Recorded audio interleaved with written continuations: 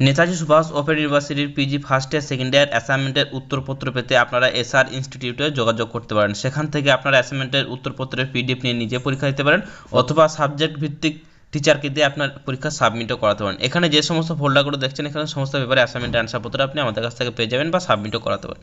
যেমন এমলিস, এমএসডাব্লিউ যদি একটা পেপার আপনাকে দেখায়, যেমন এমএসডাব্লিউ টোটাল পার্ট 1-এর 7টা পেপার আছে, তার মধ্যে এটা 6 নম্বর পেপার, ঠিক আছে। এইভাবে আপনাদের অ্যাসাইনমেন্ট অ্যান্সারগুলো দিয়ে দেওয়া হবে।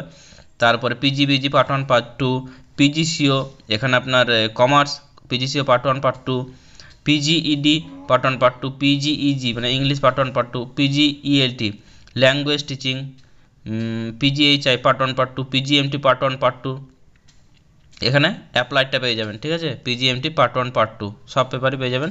পিজিবিএ পার্ট 1 পার্ট 2, পাবলিক অ্যাডমিনিস্ট্রেশন, এখানে সব পেপারই পেয়ে যাবেন পাবলিক অ্যাডমিনিস্ট্রেশন।